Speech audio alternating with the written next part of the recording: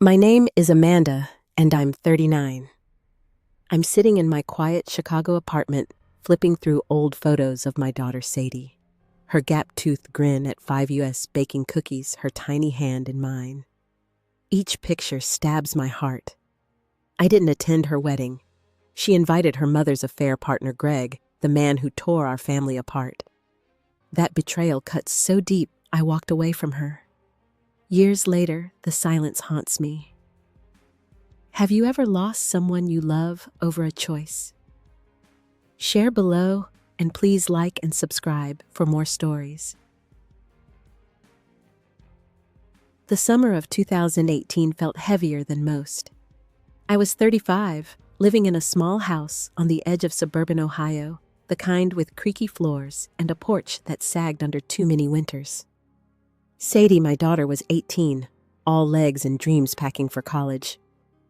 We'd spent years building something solid after the divorce, just the two of us. Dinners filled with her chatter about art classes, her boyfriend Ethan, or the stray cat she'd named Pickles. That night, we were eating spaghetti steam curling from the plates when she said it. "So, Mom, I've been talking to Greg." Her voice was casual, like she was mentioning a new friend. My fork stopped halfway to my mouth. Greg. The name hit like a stone in my chest. Greg, the man who'd been my ex-best friend Laura's affair partner, the one who'd helped unravel my marriage to Michael 5 years ago. I set my fork down, careful, like the table might crack if I moved too fast. Greg, who I asked, though I knew. My throat tightened, and I forced a sip of water, the glass cold against my palm. Sadie twirled her noodles, not looking up. "You know Laura's Greg. He messaged me on Facebook, said he wanted to see how I'm doing." She shrugged, like it was nothing, like she hadn't just reopened a wound I'd spent years stitching shut. I leaned back in my chair, the wood creaking under me. My mind flashed to the day I found out about the affair. I was 30, picking up Sadie from daycare, when I saw Laura and Greg at a coffee shop, their heads bent close, laughing. My best friend and some guy I barely knew tearing my life apart. Michael didn't even fight for us. He just left, and Laura moved in with him a year later. I'd clawed my way back from that, built a life for Sadie and me. And now my daughter was chatting with him. "Why are you talking to him?" I kept my voice steady, but my hands were fists under the table. Sadie glanced up. Her brown eyes wide, the same eyes that used to beg for extra bedtime stories. "He's nice, Mom. He said he's sorry for what happened back then." "I don't know. I figured it's been forever." She pushed her plate away, half eaten. "It's not a big deal, right?" "Not a big deal." The words echoed sharp. I wanted to scream that it was a big deal, that Greg's sorry didn't erase the nights I cried myself to sleep, the way I'd lost my home, my trust, my sense of self. But Sadie was watching me, her face soft, waiting for me to be the reasonable mom she knew. I swallowed hard. "Sadie, he hurt our family. He and Laura. They're why your dad and I aren't together." My voice cracked, and I hated it. I didn't want her to see me weak, not when she was looking at me like I was the one making this complicated. She frowned, picking at her napkin. "But that was between you and Dad. Greg's not like evil. He's just there." She paused, then added, "Laura says he's changed." Laura? Of course. Sadie's stepmom, the woman who'd slipped into my old life like it was a coat she could borrow. I stood, grabbing our plates, needing to move. The sink was full of dishes, and I started scrubbing the sponge rough against my fingers. "I just don't understand why you'd want to talk to him," I said, my back to her. "He's not your family." Sadie sighed loud, the way teenagers do when they think you're being dramatic. "Mom, I'm not picking sides. I'm just talking to him. Can we not make this a thing?" She got up her chair, scraping the floor, and headed to her room. The door clicked shut, and the house felt too quiet, just the drip of the faucet and my own uneven breaths. I stood there, hands dripping, staring at the bubbles in the sink. My heart was racing like I'd run a mile. Was I overreacting? Sadie was young, maybe she didn't get it. But the thought of her typing messages to Greg, laughing at his jokes, made my stomach twist. I dried my hands, the towel rough, and sank onto the couch. The locket Sadie gave me when she was 10 hung around my neck heavy now. I opened it, her tiny school photo inside, and traced her smile with my thumb. The doorbell rang, snapping me out of it. My sister Hannah stood on the porch, her hair pulled back, a grocery bag in her arms. "Brought ice cream," she said, stepping inside. Her smile faded when she saw my face. "What's wrong?" I told her everything, the words spilling out as we sat at the kitchen table, spoons forgotten in the pint of mint chocolate chip. Hannah's face darkened. "She's been hanging out with Laura and Greg," she said, her voice low. "I didn't want to worry you, but I saw them at the mall last week. Sadie was laughing like they're all buddies." My chest tightened again. "Why didn't you tell me?" I asked, sharper than I meant. Hannah sighed, pushing her bangs back. "I thought it was a one-time thing. But Amanda, you need to talk to her. Really talk. She's 18. She doesn't know what that affair did to you." She reached for my hand, her fingers warm. "Laura's been in her ear playing Happy Family. You can't let that slide." I pulled my hand away, standing to pace. The living room was small, cluttered with Sadie's art supplies, a half-finished canvas in the corner. I wanted to believe Sadie was just curious that she'd drop it, but the image of her at the mall with Greg and Laura burned in my mind. What was she thinking? Did she even care how it felt for me? I don't know how to make her understand without pushing her away. I said, my voice barely above a whisper. Hannah nodded, but her eyes were hard. "Then make her listen," she said. "Or you're gonna lose her to them." I didn't sleep that night. I lay in bed, the ceiling fan clicking, and thought about calling Michael. Maybe he'd know what was going on. But the last time we talked, he'd brushed me off, said Sadie was fine. I didn't trust him to care. The locket pressed against my chest, a reminder of the little girl who'd promised to love me forever. Now that promise felt fragile, like it could snap with one wrong move. The next morning, I woke with a headache, the kind that sits behind your eyes and makes everything feel sharp. I stood at the kitchen counter, coffee brewing, the smell bitter and grounding. Sadie was still asleep, her door closed, and the house felt like it was holding its breath. I wanted to march in there, demand she stop talking to Greg, but Hannah's words echoed. "Make her listen." I wasn't sure I knew how. My phone buzzed, a text from my coworker, Rebecca. "Lunch today. Need a break?" I typed back a quick yes, desperate for a distraction. At the diner, Rebecca sat across from me, her curly hair tied up, her smile easy. The place was loud, plates clinking, waitresses calling orders. I picked at my sandwich, the bread dry in my mouth, and told her about Sadie and Greg. Her eyes widened, and she set down her soda. "That's heavy, Amanda. She's young, but that's... Wow. Does she know what he did to you?" I tried to tell her, I said, my voice low. "She thinks it's old news, like it doesn't matter anymore." I tore a napkin into tiny pieces, the shreds piling up on the table. I don't know how to make her see it without sounding like I'm stuck in the past. Rebecca leaned forward, her bracelets jingling. "You're not stuck. That kind of betrayal doesn't just vanish. Maybe she needs to hear the real story, not the polished version you give her." She paused, then added, "When my brother sided with my ex after our breakup, I had to lay it all out. It was messy, but he got it." I nodded, but my stomach twisted. Lay it all out. Sadie knew the basics. Her dad and I split. Laura was involved. But the details, the way I found Greg's texts on Laura's phone, the way Michael shrugged when I confronted him, the months I couldn't eat, barely slept, that was locked away. I'd protected Sadie from it, wanting her to have a childhood, not a front row seat to my pain. Now that choice felt like a mistake. Back home, I found Sadie in the living room, sprawled on the couch, scrolling her phone. Her hair was in a messy bun, and she wore one of my old sweatshirts, the sleeves too long. It made her look younger, like the kid who'd beg for piggyback rides. I sat on the armrest, trying to keep my voice light.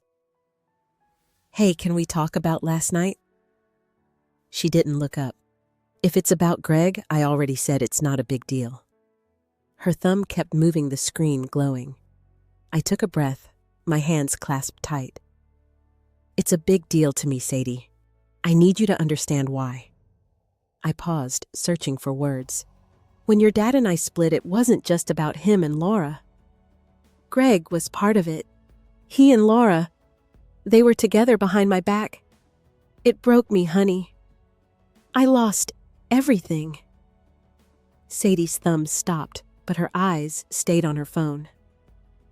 "I know, Mom. You've told me. But that was like forever ago.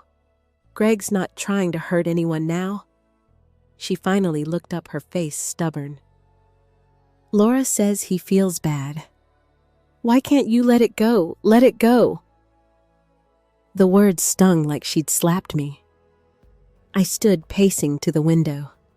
The street outside was quiet, kids riding bikes in lazy circles. "It's not about letting go," I said, my voice tighter than I wanted. "It's about what he took from us. From me." "You don't know what it was like, Sadie. You were a kid." "Then tell me," she snapped, sitting up. "You always say it was bad, but you never explain. I'm not a kid anymore. If it's such a big deal, why can't you just say it?" I turned, my heart pounding. Her eyes were fierce, challenging, but there was something else, curiosity maybe, or doubt. I wanted to spill it all the nights I drove aimlessly after tucking her in, the way I'd check my reflection, wondering what I'd done wrong. But the words stuck. "I didn't want you to carry that," I said finally. "I wanted you to have your dad, Laura, without hating them." Sadie's face softened, but only for a second. "Maybe I don't need protecting. Maybe I can handle it." She stood, grabbing her phone. "I'm going to Ethan's. We'll talk later. Okay?" She was out the door before I could answer, her sneakers slapping the porch steps. I sank onto the couch, her absence loud. The coffee table was cluttered with her sketchbooks, pencils scattered. I picked one up, flipping through her drawings, trees, faces, a portrait of Pickles the cat. Her talent was raw, vibrant, and it made my chest ache. I'd always been her biggest fan, taping her art to the fridge, bragging to anyone who'd listen. Now I felt like I was losing her to people who didn't deserve her. That night, I dug through a box in my closet, one I hadn't touched in years. Inside was a journal from the divorce, its pages brittle.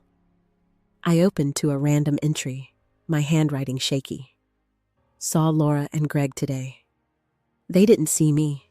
They were laughing like nothing happened. I can't breathe." Reading it, the old pain roared back sharp as ever.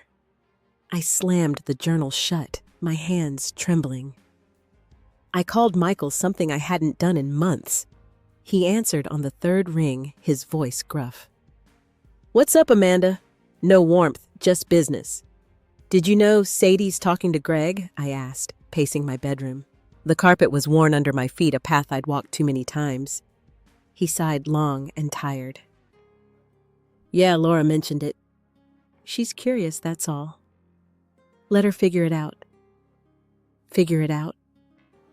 My voice rose, and I caught myself lowering it. "Michael, he's the reason we fell apart. You think it's okay for her to just chat with him?" "It's her life," he said flat. "She's not picking a fight. You should calm down. Calm down." I hung up, my pulse loud in my ears. Michael's indifference was no surprise, but it still cut.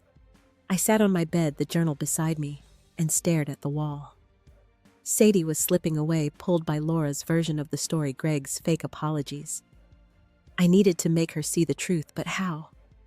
The thought of losing her, really losing her, was a weight I couldn't shake. And deep down, I wondered if I was fighting a battle I'd already lost. It was spring 2020, and the world felt like it was unraveling, but my world was shrinking to one unbearable truth. I was 37, still in that creaky Ohio house, pouring my energy into Sadie's wedding plans. She was 20, engaged to Ethan, her college sweetheart, and I'd thrown myself into helping picking peonies for centerpieces, sewing lace onto her veil. It was something to hold on to, a way to feel close to her after our fights about Greg. But that April evening, everything shattered. We were at my kitchen table, surrounded by fabric swatches and a half-empty pizza box. Sadie's laptop was open, her fingers flying as she typed. "Mom, what do you think of these tablecloths?" she asked, turning the screen. Her smile was bright, the kind that used to light up my days. I leaned over, nodding, but then she kept talking, her voice too casual. "Oh, and I'm thinking of inviting Greg to the wedding." The room went quiet, or maybe it was just my head. My hands froze on the swatch I was holding, the soft cotton suddenly rough. "Greg," I said, my voice low like I was testing the word. "You mean Laura's Greg?" Sadie nodded, not looking at me, her eyes on the screen. "Yeah, he's been around a lot, you know. Laura says he's basically family now. It feels right to have him there." She clicked something oblivious to the way my world was tilting. I pushed back from the table, the chair legs scraping loud against the linoleum. My chest was tight, like someone had wrapped it in wire. "Sadie, you can't be serious." My words came out sharper than I meant, but I didn't care.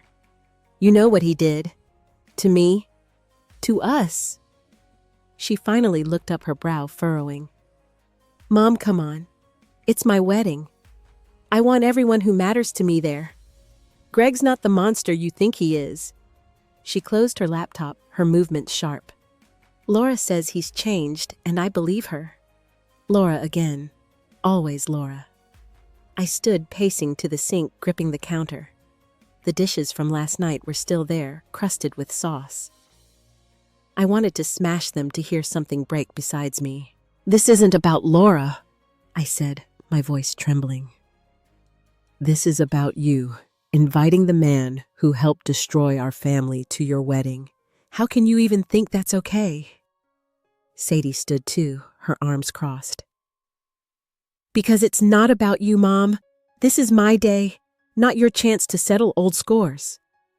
Her voice was loud, sharper than I'd ever heard it.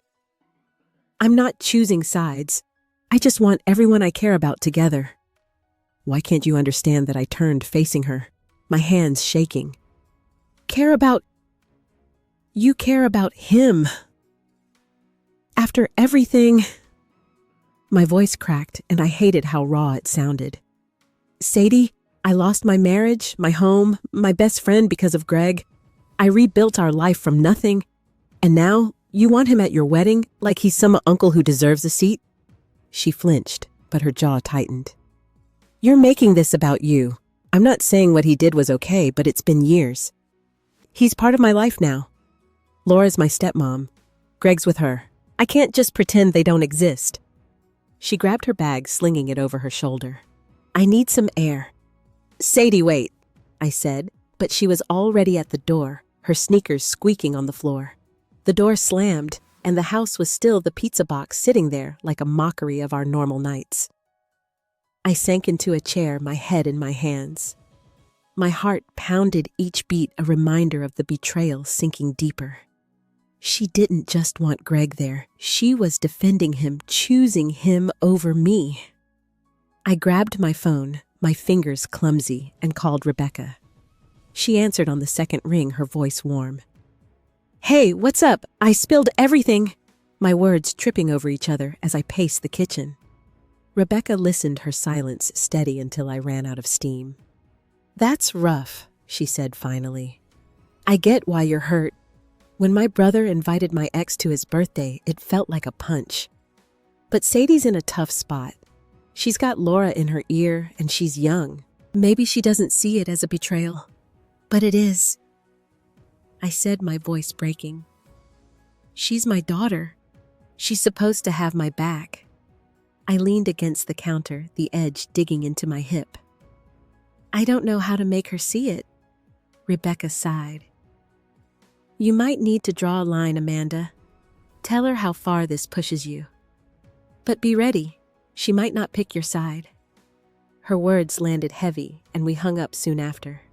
I stood there, staring at the fridge where Sadie's old drawings still hung faded and curling at the edges. She'd drawn us once stick figures holding hands, a big red heart above us. Now that felt like a lie. Later that night, I sat on my bed, a glass of wine untouched on the nightstand. My therapist Diane had taught me to journal when things got heavy, so I pulled out a notebook. My pen scratched the page. Sadie wants Greg at her wedding. I can't breathe. It's like she's erasing everything I went through. Writing it didn't help. The pain was alive, clawing at me. I thought about calling Michael, but what was the point? He'd sided with Laura before brushed off my hurt like it was dust. I got up needing to move and opened a drawer where I kept old keepsakes. There it was, a photo from Sadie's 16th birthday, us at the zoo, here laughing as a giraffe nibbled her hand. I'd framed it, hung it in the hall, but after one of our fights, I'd taken it down. Now holding it, I felt the weight of what I was losing. Not just her wedding, but her. My daughter, who used to run to me with every scraped knee, was choosing a man who'd broken me. The next day, I found a wedding invitation mock-up on the coffee table left from Sadie's last visit. Her neat handwriting listed names: Ethan's parents, Hannah, me. And there at the bottom was Greg's name underlined like it was final. Seeing it in her script so careful and deliberate was worse than her words. It was proof she'd thought it through, decided he belonged. I dropped the paper, my hands cold, and sat on the couch staring at nothing. How had we gotten here? And how much worse could this get? The invitation mock-up lay crumpled on the coffee table, Greg's name staring up at me like a challenge. I couldn't touch it again, couldn't bear the way Sadie's handwriting made his presence real. My hands shook as I poured coffee, the pot clattering against the mug. It was Saturday, and the house was too quiet, the kind of quiet that amplifies every thought. I needed to talk to Sadie to make her see what she was doing, but the thought of her dismissing me again twisted my gut. I drove to her apartment, a small place near campus she shared with Ethan. The spring air was warm, but I kept the windows up the car a cocoon. My knuckles were white on the steering wheel, and I rehearsed what I'd say. This isn't just about me. It's about us, what we've been through. But when I pulled into her parking lot, I saw her car wasn't there. I texted her. Can we talk? I'm at your place. No reply. I waited, the engine ticking as it cooled, my hope fading with each passing minute. Finally, I went inside, climbing the narrow stairs to her door. Ethan answered, his hair messy, a dish towel over his shoulder. Hey, Amanda, he said, surprised. Sadie's out with Laura. They're dress shopping or something. His voice was kind, but the words landed like a slap. Dress shopping with Laura. Not me. Oh, I managed my throat tight. Do you know when she'll be back? I shifted the hallway, feeling smaller, the air stale. Ethan shrugged, leaning against the doorframe. Not sure. They've been gone a while. You want to come in? He stepped aside, but I shook my head, muttering something about having to go. I was halfway down the stairs when he called after me. She's just excited about the wedding, you know. Don't take it personal. Don't take it personal, I wanted to scream. Instead, I got in my car and drove no destination, just moving to outrun the ache. Sadie was with Laura planning her wedding while I was here alone holding the pieces of our past. The image of them together, Laura adjusting Sadie's veil, laughing over some boutique mirror, burned in my mind. Laura, who'd betrayed me, was taking my place, and Sadie was letting her. Back home, I called Diane, my therapist, scheduling an emergency session. Her office was a small room with a sagging couch and a box of tissues I'd used too many times. I sat there, twisting the locket around my neck, and poured out the story. "She's choosing them," I said, my voice raw. "Greg, Laura, over me. I thought we were past this." Diane leaned forward, her glasses perched on her nose. "You're feeling replaced, Amanda." "That's valid. But Sadie's not choosing them to hurt you.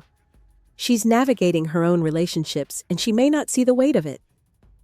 Her words were calm, but they didn't soothe. "Have you told her you won't attend if Greg's there?" I froze, the idea so stark it stole my breath. Not go to Sadie's wedding? The thought was unthinkable, yet it was there, a line I hadn't dared draw. "I can't do that," I said, but my voice wavered. "It's her day. I'd be the bad guy." Diane's eyes were steady. "Or you'd be protecting yourself. Sometimes boundaries hurt both sides." She paused, letting it sink in. "Think about what you can live with."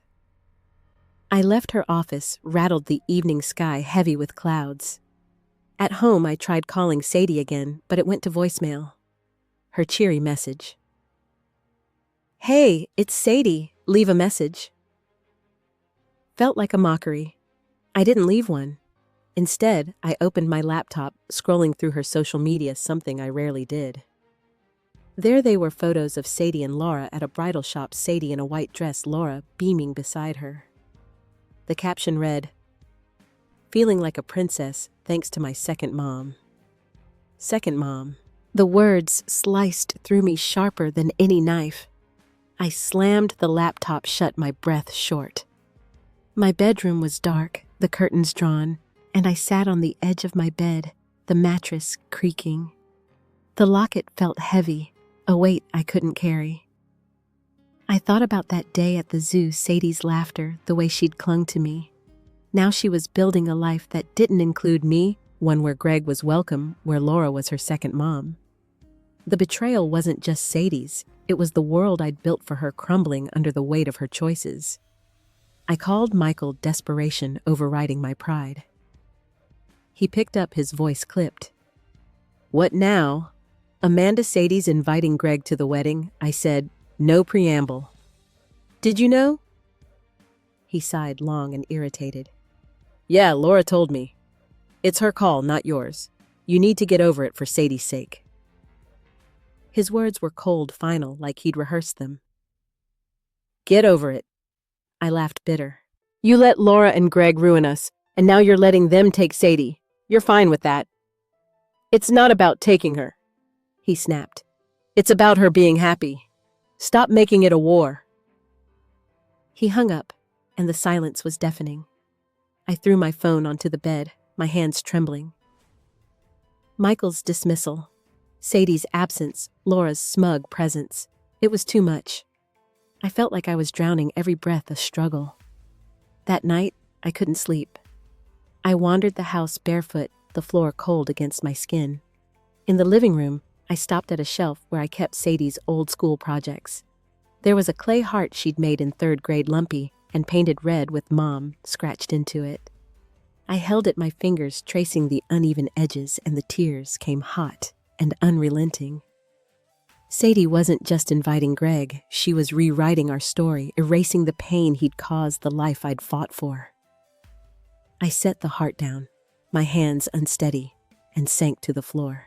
The wedding was months away, but already it felt like a funeral for the daughter I thought I knew.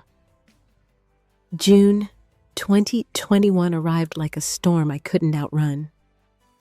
I was 38, and the weight of Sadie's wedding day pressed against my chest, heavy as stone. I woke in my Ohio bedroom, the morning light harsh through the blinds. My dress, a soft blue chiffon I'd picked months ago, hung untouched in the closet. I hadn't spoken to Sadie in weeks, not since I'd told her I couldn't attend if Greg was there. Her silence was her answer, and it cut deeper than any words. I sat on my bed, the quilt bunched under me, and opened my laptop. A cousin had shared a link to the wedding live stream, a small gesture of inclusion. I didn't want to watch, but my fingers moved on their own, clicking the link. The screen lit up with the venue, a rustic barn draped in fairy lights. Guests milled about, their faces blurry but familiar. Then I saw him, Greg, in a gray suit, laughing with Laura near the gift table. My stomach lurched, and I slammed the laptop shut, my breath ragged. He was there in my daughter's world, while I was here erased. I stood pacing the room, my bare feet cold on the hardwood. The house was silent, no hum of Sadie's laughter, no clatter of her getting ready. I'd imagined this day so differently, helping her pin her veil, whispering advice, watching her walk down the aisle. Instead, I was alone, the absence of her like a missing limb. I grabbed my phone, my thumb hovering over her number, but what would I say? Don't do this. Choose me. It was too late. She'd chosen. I needed air. I stepped onto the porch, the summer heat, thick cicadas buzzing in the trees. My neighbor Marcus was watering his garden, his dog yapping at a squirrel. He waved, but I barely nodded, my eyes burning. I sat on the porch swing, the chains creaking, and tried to breathe. Diane's words echoed, "Protect yourself." But protecting myself felt like betraying Sadie, like giving up on the one person I'd fought for my whole life. I went back inside the swing, still swaying behind me, and opened a drawer in the living room. There was a letter I'd started weeks ago meant for Sadie, but I'd never finished it. I pulled it out, the paper creased, my handwriting uneven. Sadie, I love you more than anything, but I can't watch you celebrate with the man who broke us. I'd stopped there, unsure how to end it. Now, with the wedding happening miles away, the words felt urgent, like my last chance to be heard. I sat at the kitchen table, a pen in my trembling hand, and kept writing. You're my heart, but Greg's presence is a wound I can't ignore. I'm not there today because I have to choose me just this once. I hope you understand someday. Each word was a knife carving out my love and my pain. I sealed the letter in an envelope, my fingers clumsy, and wrote her name on the front. I didn't know if I'd send it, but it felt like a lifeline, a way to say what she wouldn't let me say in person. My phone buzzed, a text from Hannah. At the wedding, it's beautiful, but Sadie's quiet. She keeps looking at the door. My heart twisted, imagining Sadie searching for me, her face falling when I didn't appear. For a moment, I pictured driving to the venue, slipping into the back, pretending Greg wasn't there. But the thought of seeing him, of smiling through the pain, made my skin crawl. I texted back, I can't. Tell her I love her.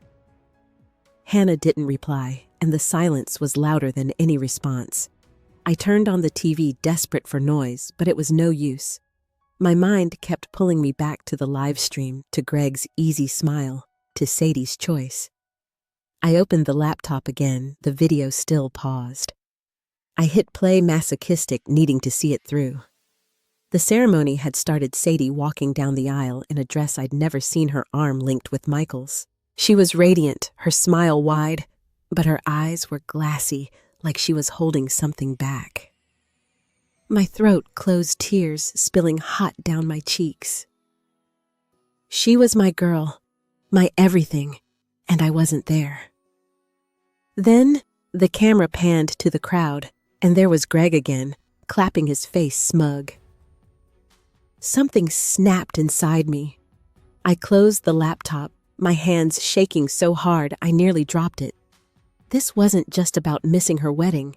It was about losing her to the people who'd torn me apart. I grabbed the letter, my resolve hardening. I'd send it not to hurt her, but to make her see. I needed her to know why I wasn't there, why I couldn't be. I walked to the mailbox, the envelope clutched tight, the summer air sticky against my skin. My heart pounded each step a battle. This was it, my line in the sand. Sending this letter meant admitting I might lose her for good, but staying silent meant losing myself. I opened the mailbox, the metal creaking, and hesitated, my hand frozen. Sadie's face flashed in my mind, her smile, her voice, her stubborn heart. Could I really do this? My hand hovered over the mailbox, the letter to Sadie trembling in my grip. The metal slot gaped like a judgment daring me to let go. I could still turn back, keep the words locked inside, pretend I could live with her choice. But the image of Greg at her wedding clapping like he belonged burned too deep. I dropped the letter in the thud echoing in my chest and shut the mailbox fast like sealing a wound. It was done. I'd drawn my line, but the weight of it buckled my knees. I stumbled back to the house, the porch steps blurring through tears. Inside, I collapsed onto the couch, curling into myself.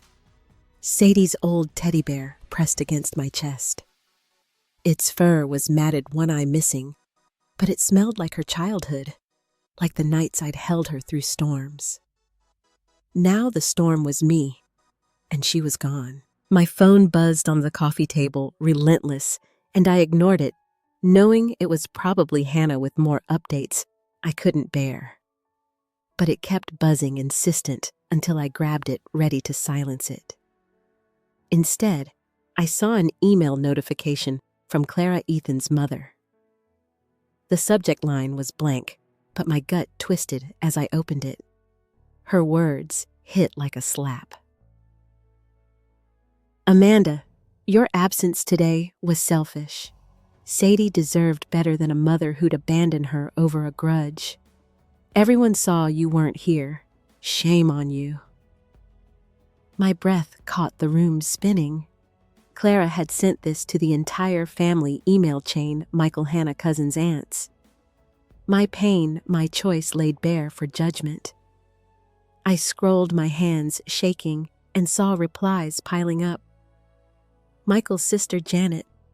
I can't believe Amanda did this.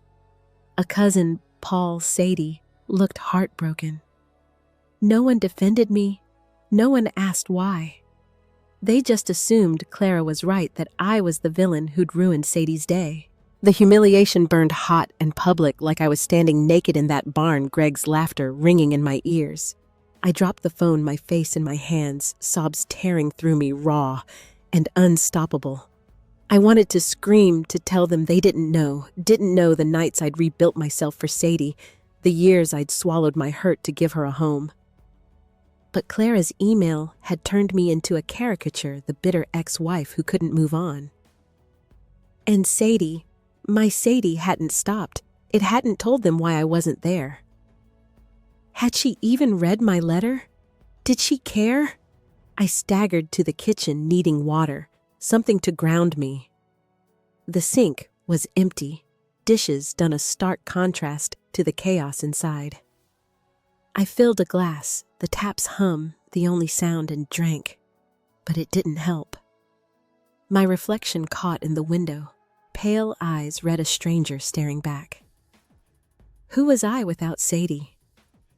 A mother, but not today. A fighter, but for what? The locket around my neck felt like a lie. It's "Forever Mom," engraving, mocking me. The doorbell rang sharp and jarring. I froze, glass in hand, hoping they'd leave. But it rang again, and I shuffled to the door, wiping my face.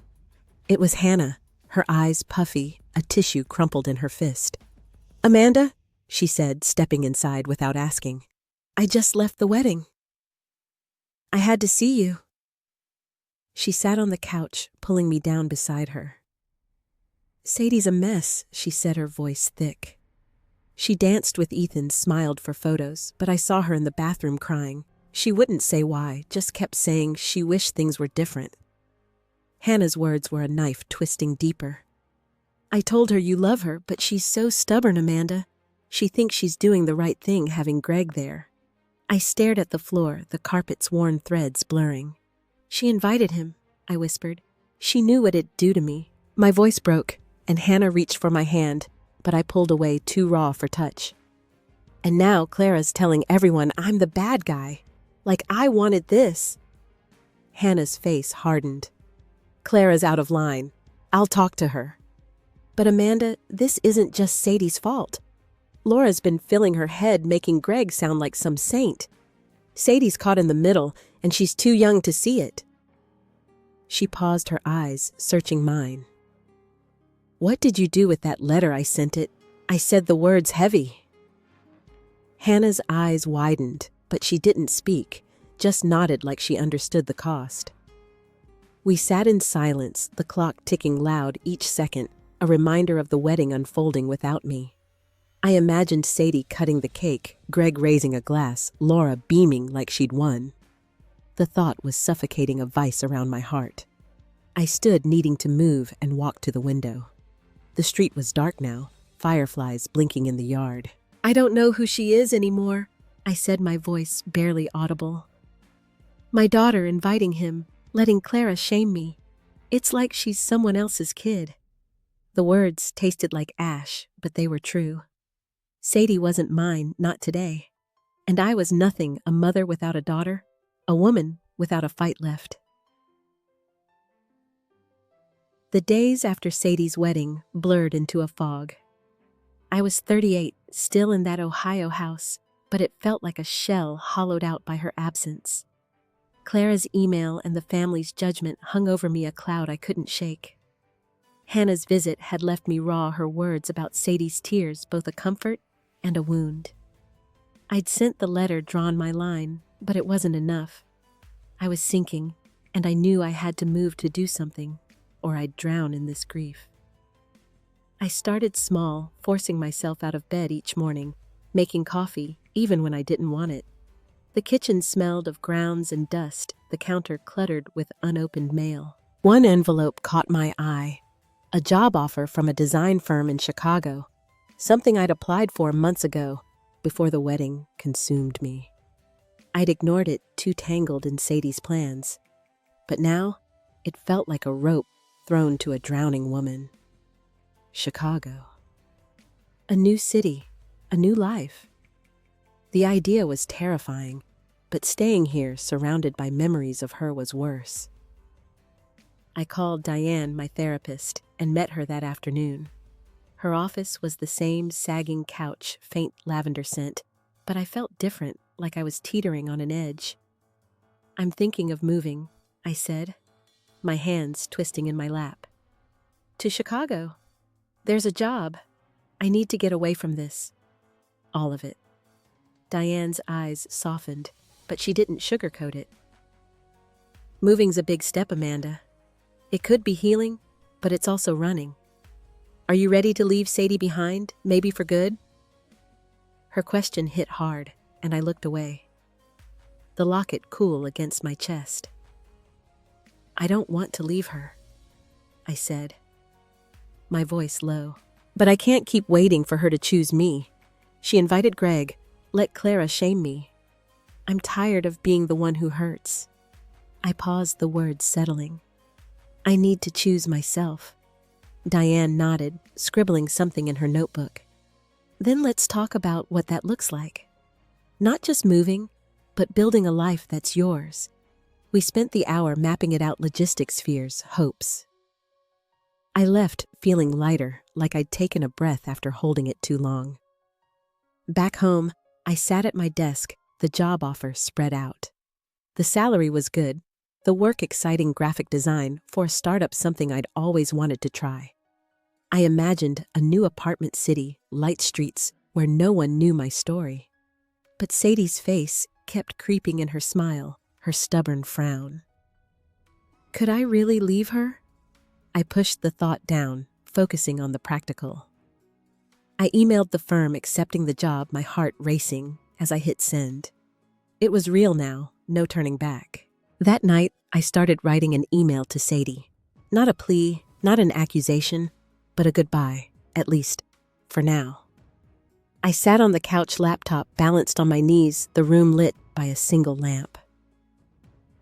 Sadie, I love you, but I can't keep breaking for you. I'm moving to Chicago, starting over.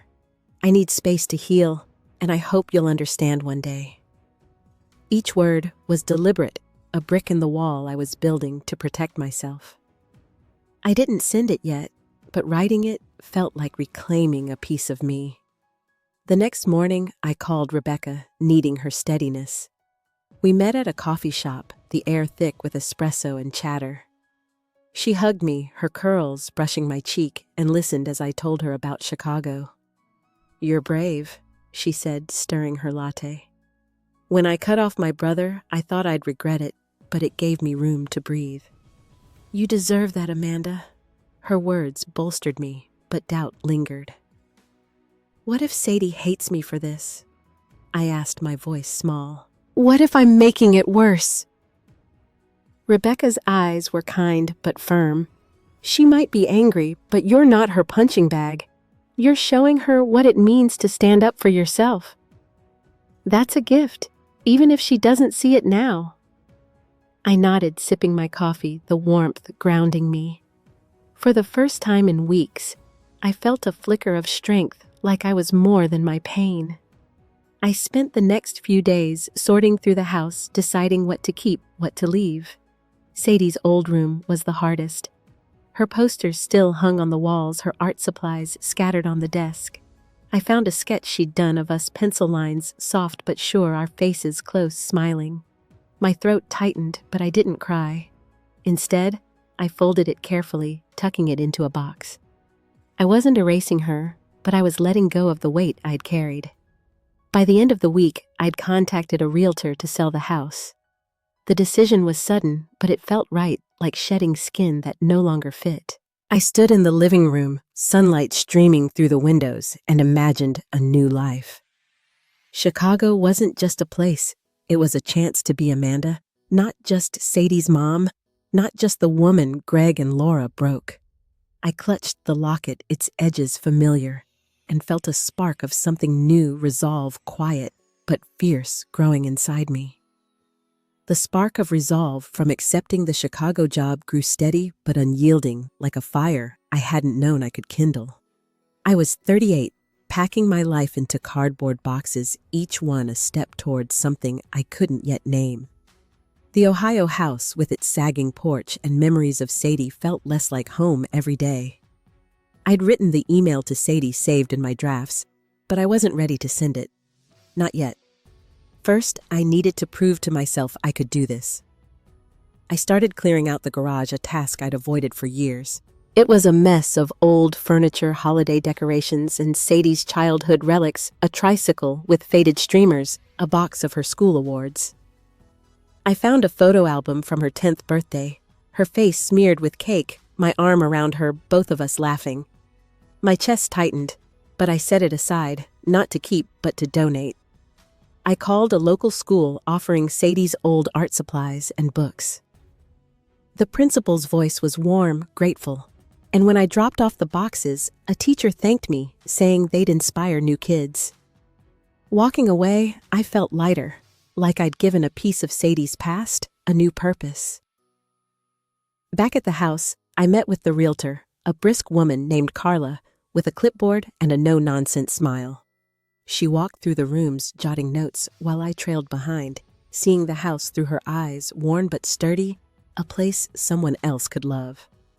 "It'll sell fast," she said, tapping her pen. "You sure about this?"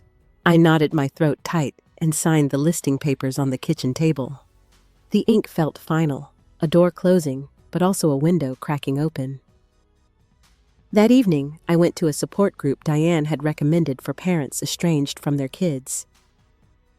The community center was dimly lit, folding chairs in a circle, the air smelling of coffee and old carpet. I sat quietly, clutching a styrofoam cup as others shared their stories. A father whose son hadn't spoken to him in a decade, a mother whose daughter blamed her for a divorce. When it was my turn, my voice shook, but I told them about Sadie Gregg, the wedding. "I'm moving to Chicago," I said, the words new and solid. "I need to start over for me." The group nodded, their eyes kind, and a woman named Joyce squeezed my hand. "You're stronger than you know," she said. I didn't feel strong, but her words stuck a seed planted. The next day, I packed my car with essentials clothes, a few books, my laptop, and drove to Chicago to find an apartment. The city was loud, all honking horns and bustling sidewalks, a stark contrast to Ohio's quiet streets. I toured a small one-bedroom near the lake, its windows letting in slants of afternoon light. The landlord, a gruff man named Leo, handed me the lease, and I signed it on the spot, my hand steady. Standing in the empty space, I pictured a new life, plants on the sill, my art on the walls, a place that was mine alone. For the first time in months, I smiled, small but real. Back in Ohio, I finalized the email to Sadie. I sat in the backyard, the grass cool under my feet, a glass of iced tea sweating on the table. The words came easier now. Sadie, I'm leaving because I have to save myself. I'll always love you, but I can't keep hurting.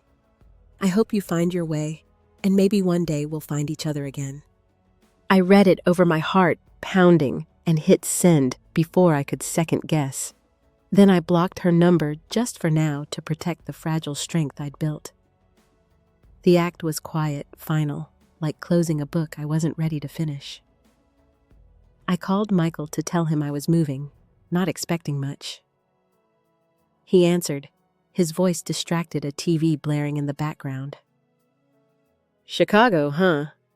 Good for you, I guess," he said like it was nothing. I asked if he'd seen Sadie, if she was okay. "She's fine," he said, clipped. "She's got Laura and Greg. Let her be." His words stung, but I didn't argue. I hung up, realizing I didn't need his approval or anyone's. This was my choice, my life. The next morning, I stood in the driveway. The moving truck loaded the house keys in an envelope for Carla. The street was waking up, kids on bikes, a dog barking. I looked at the house one last time, its faded paint and crooked mailbox, and felt a pang for the life I'd lived there. Sadie's first steps, our late-night talks. But I wasn't that woman anymore. I was Amanda starting over, choosing herself. I climbed into my car, the engine humming, and adjusted the rearview mirror. My reflection looked tired, but determined, the locket glinting at my throat. I didn't know if Sadie would read my email, if she'd understand, but that wasn't the point. This was about me standing tall, claiming the space I'd fought for. I pulled out of the driveway, the house shrinking in the mirror, and drove toward Chicago, my hands steady on the wheel, a quiet power settling in my bones. 2 years passed in Chicago, like pages turning in a book I was still learning to read. I was 39, settled in my lakefront apartment, its walls now hung with my sketches and thrift store finds. The city's pulse trains rattling, street vendors calling, had become my rhythm. My job at the design firm was demanding but good, my days filled with color palettes and client pitches. I'd built a life fragile but mine after sending that email to Sadie and leaving Ohio behind. But the consequences of that choice were still unfolding, quiet and sharp. I hadn't heard from Sadie since the email. No reply, no call, nothing. The silence was a wound that never quite closed, but I'd learned to live with it like a limp you adjust to. I'd unblocked her number months after moving, hoping she'd reach out. But my inbox stayed empty. I told myself it was her choice, just as moving had been mine. But the ache lingered, especially at night, when the city's noise couldn't drown it out. One crisp fall morning in 2023, I was at a cafe near work, sketching logos on a napkin, when my phone buzzed. It was Hannah, her text short. "Sadie's pregnant. Thought you should know." My pen stopped, ink bleeding into the napkin. Pregnant. Sadie, my girl, was going to be a mother. The news hit like a wave, joy and grief tangled together. I pictured her with a tiny hand in hers, the way she'd once held mine, and my throat tightened. But the joy soured fast. I might never meet that child, never be part of their world. I texted back, "Thanks for telling me," and set the phone down, my hands cold. I walked to work, the lake's wind sharp against my face, trying to process it. Sadie's life was moving forward, building a family while I was here, a stranger to her future. The weight of my decision to cut contact pressed heavier now. Had I been right to walk away to protect myself? Or had I built a wall too high to climb? The questions churned unanswered as I sat at my desk, staring blankly at my computer. That evening, I met my neighbor Marcus for dinner at a taco place down the street. His warm laugh and easy stories about his dog usually lifted me, but tonight I was quiet, picking at my food. "You okay?" he asked, his brow creasing. I told him about Sadie's pregnancy, the words spilling out my voice, steady but thin. Marcus leaned back, his fork paused. "That's big, Amanda. You're gonna be a grandma." He smiled, but it faded when he saw my face. "You're not sure you'll meet the kid, are you?" I shook my head, staring at the table's chipped edge. "I don't even know if she wants me to. She hasn't reached out, not once. I thought moving here would make me stronger, but this? It's like losing her all over again." My voice cracked, and I sipped my water, hiding my face. Marcus nodded, thoughtful. "When I stopped talking to my parents, I thought I'd be free. But every milestone, graduation, my first job, hit hard, knowing they weren't there. You're feeling that now. It's not failure. It's just love." His words landed gently, but they didn't ease the knot in my chest. Love was why I'd left, and love was why it hurt. The next day, I threw myself into work designing a logo for a local bakery. The bright pinks and yellows forced my mind elsewhere. My coworker Lily noticed, her sharp eyes catching my distraction. Over lunch in the break room, she asked what was wrong, her voice soft but direct. I told her about Sadie, the pregnancy, the silence. Lily, who'd lost her sister to addiction, listened without judgment, her sandwich untouched. "You did what you had to," she said, stirring her tea. "But it's okay to grieve what you're missing. You're not just a mom, you're a person, and you're allowed to hurt." Her words were a mirror, showing me the pain I'd tried to outrun. I nodded, my eyes stinging, and we ate in silence, the hum of the office around us. That night, I walked along the lake, the water dark and restless. The city skyline glittered indifferent, and I felt small, a speck in its vastness.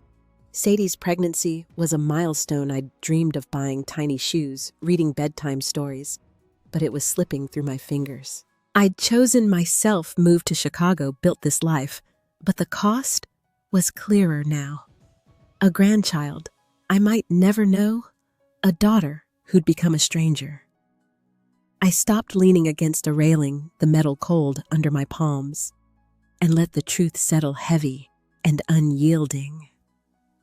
The lake's chill followed me home, seeping into my bones as I climbed the stairs to my apartment. I was 39, and the news of Sadie's pregnancy had cracked something open, a fault line I couldn't ignore. My life in Chicago, work friends, the quiet rhythm I'd built felt solid but incomplete, like a house missing a room. I'd chosen to walk away to save myself, but the cost was etched in every silent day without her. And now, a grandchild I might never hold. I sat at my kitchen counter, the overhead light casting sharp shadows. My sketchpad lay open, half-finished designs for a client, but I couldn't focus. Instead, I pulled out a blank sheet and started drawing, my pencil moving without thought. It was a crib, simple lines with a mobile above it, stars and moons dangling. I'd imagined this for Sadie once, back when she was my world, when I thought I'd be there for every step. The drawing blurred as my eyes stung, but I kept going, each stroke a quiet ache. Hannah called the next day, her voice hesitant. I saw Sadie at a baby store, she said, pausing like she was weighing her words. She looked tired but happy picking out blankets. I mentioned you said you're doing well in Chicago. She just nodded, didn't say much. The line went quiet, and I pictured Sadie's face, her eyes avoiding Hannah's, maybe avoiding the truth of us. I think she misses you, Amanda, but she's too stubborn to say it. I gripped the phone, my kitchen suddenly too small. Did she ask about me? My voice was steady, but the question felt fragile, a thread I didn't want to snap. Hannah sighed. Not directly, but she held on to this little stuffed elephant, said it reminded her of a trip you took her on as a kid. I don't know, it felt like she was thinking of you. Her words were a flicker of hope, but they hurt more than they helped. Sadie was out there building a life, remembering me in passing, while I was stuck in this limbo waiting for a sign that might never come. Thanks, I said, and hung up my hands, restless. I walked to the window, the city sprawling below, indifferent. Hannah's call had stirred something, a mix of longing and anger. I'd moved to Chicago to heal, but Sadie's silence, her pregnancy, felt like proof I'd failed her. Or maybe she'd failed me. The thought was bitter, but I let it sit heavy in my chest. At work, I threw myself into a new project, a mural for a community center.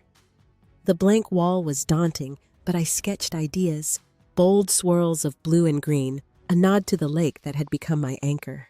Lily joined me, her laughter a welcome distraction as we mixed paint. You're different lately, she said, wiping a streak of blue from her cheek. Stronger, but sad. Everything okay? I hesitated, stirring a can of paint, the smell sharp. Sadie's pregnant, I said, keeping my eyes on the can. I found out last week. It's hitting harder than I thought. Lily's face softened, but she didn't push, just nodded and handed me a brush. We painted in silence, the wall slowly coming alive, and for a moment I felt grounded, like I could carry this. But the grounding didn't last. That weekend, I got a call from a mutual friend, Tessa, who'd stayed in Ohio. Her voice was cautious, like she was stepping on glass. Amanda, I saw something online you should know about. Clara posted on social media some group for Ethan's family. She said you abandoned Sadie, that you're not even interested in her baby. People are commenting saying awful things. Tessa paused, then added, I don't believe it, but it's out there. My stomach dropped, the room tilting. I sank onto my couch, the cushions sagging under me. Clara's still doing this, I asked, my voice flat, hiding the storm inside. Tessa murmured something about Clara being bitter, but I barely heard her. I hung up my hands cold and opened my laptop. The post was easy to find, Clara's words sharp.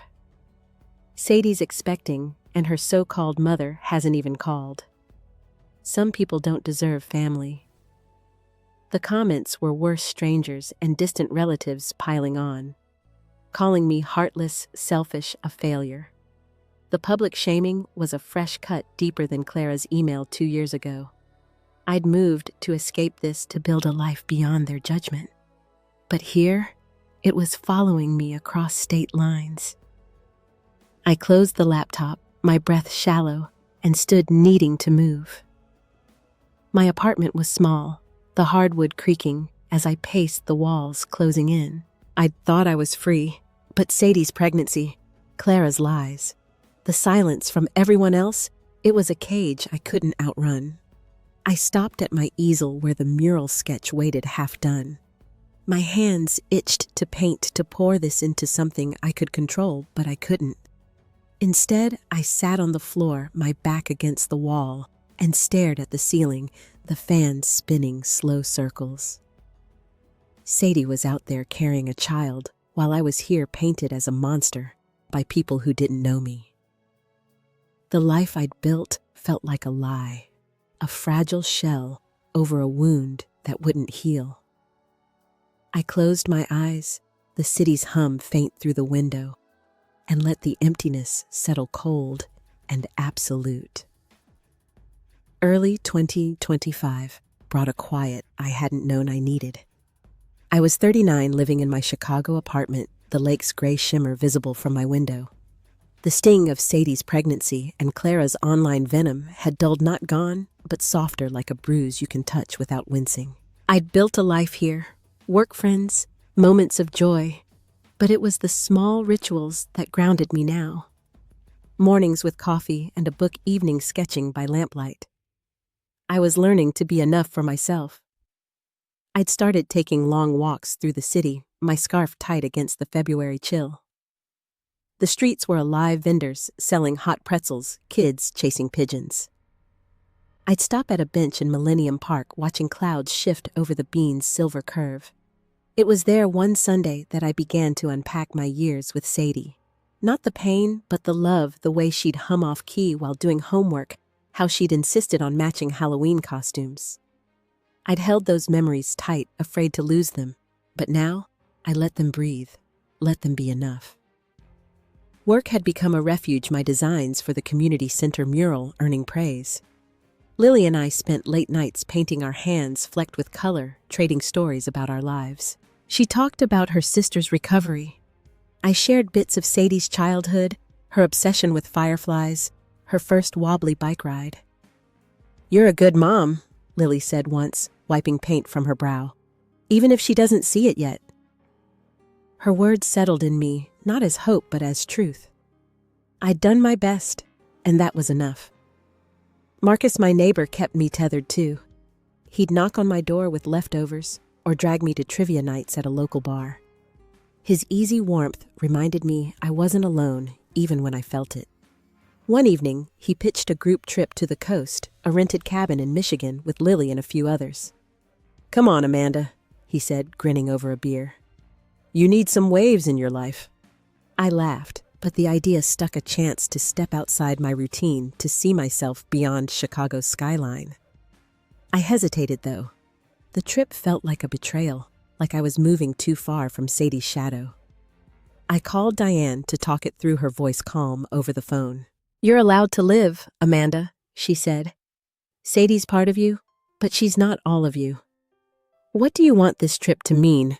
I didn't have an answer, but her question lingered, a guidepost.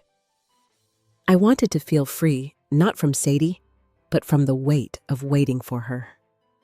The next day, I booked my spot for the trip, my fingers steady on the keyboard. It was a small act, but it felt like a vow to myself, to the woman I was becoming. I started planning, buying a new journal for the journey, its leather cover smooth under my hands. I wrote in it that night, not about Sadie, but about me, what I loved, what scared me, what I hoped for. The words flowed unguarded, and I realized I hadn't written like this in years, not since I was a girl dreaming of art school. At a thrift store, I found a wool coat for the trip, its green fabric soft and warm. Trying it on, I caught my reflection in a dusty mirror. My eyes were tired, but clear, the locket still at my throat, a quiet reminder of Sadie. I didn't need to hide it anymore. It wasn't pain, it was love woven into who I was. I bought the coat, the cashier's smile a small gift, and walked home. The city's hum, a steady pulse. That night, I cooked dinner pasta with fresh basil, the kitchen filled with its sharp scent.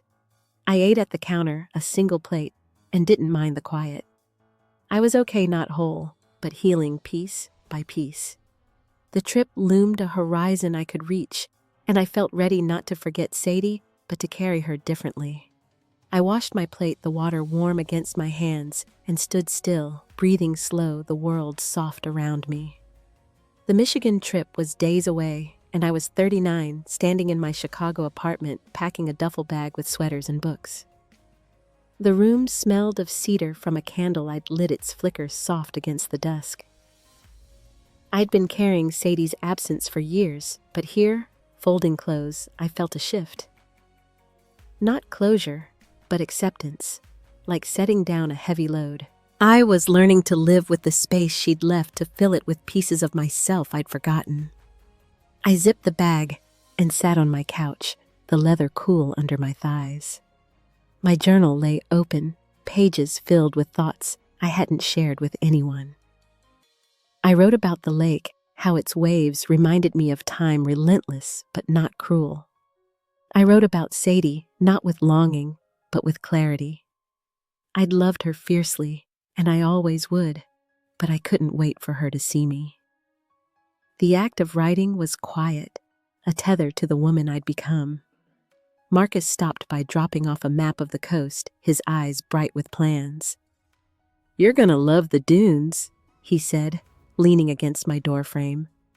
I smiled, grateful for his steadiness, and offered him tea. We sat at my counter mug steaming and talked about small things, his dog's new trick, my latest mural. He didn't ask about Sadie, and I didn't bring her up. It was enough to be here, present, my life no longer defined by what I'd lost. The next morning, I went to a farmer's market, the air sharp with early spring. Stalls overflowed with apples and bread vendors calling out deals. I bought a jar of honey, its amber glow catching the light, and a bundle of lavender for the cabin. As I paid, the seller, an older woman with deep laugh lines, said, "You look like you're carrying a good day." Her words caught me off guard, simple but true. I was carrying a good day, maybe for the first time in years. At home, I arranged the lavender in a small vase, its scent mingling with the apartment's quiet. I thought about the trip, the cabin's promise of waves and stars. It wasn't escape, it was choice, a step toward a life I could claim fully. I'd spent so long tethered to Sadie's choices, to Greg's shadow, to Clara's venom. Now I was untangling those threads, not with anger, but with care, like unraveling a knot. I called Diane, needing to mark this moment. Her voice was warm, steady. "I'm going on this trip," I said, my words clear. "And I'm okay, not just surviving. I think I'm finding my way." She laughed softly, proud, and we talked about the coast, about what it meant to build something new. I hung up my heart full, not with answers, but with enough. That evening, I walked to a nearby bookstore, its shelves crammed with stories. I wasn't looking for anything specific, just drawn to the quiet rustle of pages. I found a poetry collection, slim and worn, and read a line about forgiveness, not for others, but for yourself. It hit me soft, but sure, I was forgiving myself for the years I'd spent fighting, for the choices I'd made, for the love that hadn't been enough. I bought the book, tucking it into my bag for the trip. Before bed, I stood at my window, the city's lights a mosaic below. The locket rested against my chest, no longer a weight, but a piece of my story. I thought of Sadie somewhere out there, maybe rocking her baby to sleep. I didn't need her to call, to apologize, to understand. I'd given her my best, and now I was giving that to myself. I turned off the light, the room settling into darkness, and breathed slow, the world still, my heart steady. June 2025 settled over Chicago like a soft blanket, the city humming with summer's pulse. I was 39, my apartment a small haven of light and color, its shelves lined with books and jars of dried herbs. The Michigan trip had left me steadier, the memory of waves and laughter with Marcus and Lily, a quiet anchor. I'd come back changed, not in grand ways, but in the small ones, mornings spent watering my plants, evenings knitting scarves for no one in particular. I was building a life not to fill Sadie's absence, but to hold my own. One humid afternoon, I was pruning my basil plant, its sharp scent filling the kitchen, when my phone pinged. An email from Sadie, the subject line blank. My hands stilled, scissors poised, my heart tripping over itself. I hadn't heard from her in years, not since the email I'd sent before leaving Ohio. I set the scissors down, wiped my hands on a towel, and opened it. "Mom, I'm in Chicago for a work thing. Can we meet? I'd like to talk." Simple, direct, but it shook me like a door I'd thought locked had creaked open. I sat at the counter, the email glowing on my screen, and let it sink in. Sadie here, wanting to see me. Part of me wanted to run to her to erase the years of silence, but another part, the one I'd built in Chicago, held back. I'd learned to protect myself, to value the peace I'd found. I typed a reply, my fingers careful. I'd like that. There's a cafe on Clark Street tomorrow at 3. Let me know. I hit send, my breath shallow, and waited. Her response came fast. See you then. The next day, I walked to the cafe, my sandals soft against the pavement, the air thick with heat. The locket was gone from my neck. I had tucked it into a drawer weeks ago. Not out of anger, but because I didn't need its weight to remember Sadie. The cafe was small. Its windows steamed the smell of coffee and bread welcoming. I chose a corner table, ordered a chamomile tea, and waited. My hands folded, my pulse steady but quick. Sadie walked in at 3 sharp, her hair shorter, her face softer, but tired. She wore a sundress, a thin necklace glinting at her throat, and carried a small bag. Our eyes met, and for a moment we were just us. Mother and daughter. No history, no pain. She slid into the seat across from me, her smile hesitant. "Hi, Mom," she said, her voice low, like she was testing the words. "Hi," I said, my own voice calm, though my heart was loud. We ordered her a latte, me another tea, and sat in a fragile quiet, the clink of cups around us. I studied her, the faint lines around her eyes, the way her fingers tapped the table, nervous but familiar. She was a mother now, Hannah had said, to a girl named Ava. The thought of my granddaughter a stranger was a quiet ache, but I didn't let it pull me under. "I didn't think you'd come," Sadie said, finally stirring her coffee, her eyes on the cup. "I wasn't sure you'd want to see me." Her words were careful, but they carried years. Her wedding, my absence, the silence that followed. "I wasn't sure either," I said, honest. "But I'm here." I sipped my tea, the warmth grounding me. "Why now, Sadie?" After all this time, she looked up, her eyes bright like she was holding back tears. "Ava's almost 1. Being a mom, it's made me think about you, about us." She paused, her voice catching. "I messed up, Mom, inviting Greg, not listening to you. I didn't get it then, but I'm starting to." Her words were raw, a crack in the wall we'd both built, but I didn't rush to fill it. I nodded, letting her words settle. "It hurt," I said simply, my voice even. "More than I can say, but I'm not here to rehash it. I want to know where we go from here." My words surprised me, their clarity a product of years in Chicago, of learning to stand without leaning on her.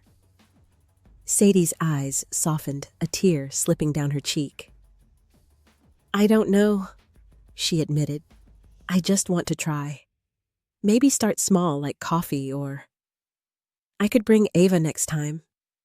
Her voice was hopeful, tentative, and I saw the girl she'd been, the one who'd trusted me with her heart. I took a breath, the cafe's hum fading. "Small sounds. Good," I said, my smile small but real. We talked a little more about her job. Ava's first steps, my work. It wasn't easy, but it was honest, a fragile bridge between us. When we parted, she hugged me quick and tight, and I let her, feeling the shape of her, so familiar, yet new. I walked home, the sun warm on my shoulders, my steps slow, the world quiet around me. The cafe meeting with Sadie lingered like the afterglow of a sunset, warm but fleeting. I was 39, back in my Chicago routine, but something had shifted. I woke each morning, with a quiet purpose, watering my herbs, sketching in the soft light of dawn. The city's rhythm buses, rumbling neighbors chatting on stoops felt like a heartbeat I could lean into. Sadie and I were rebuilding slowly through texts about Ava's new words or my latest art project. It wasn't perfect, but it was enough a fragile thread we both held gently. One Saturday, I took a train to a nearby suburb to meet them. Sadie had suggested a park-neutral ground, and I arrived early. My hands tucked into my coat pockets, the air crisp with fall. The playground was alive with kids' laughter, swings creaking, and I spotted Sadie pushing Ava in a stroller, her face bright with a mother's pride.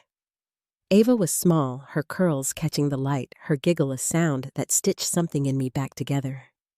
I knelt beside her, offering a toy bird I'd bought, its wooden wings smooth.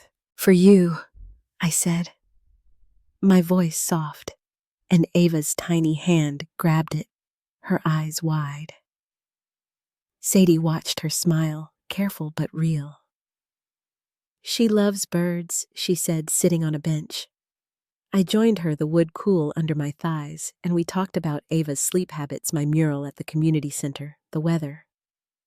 But then Sadie's voice dropped serious. "I'm sorry, Mom, for the wedding, for Greg, for not seeing you. I was wrong."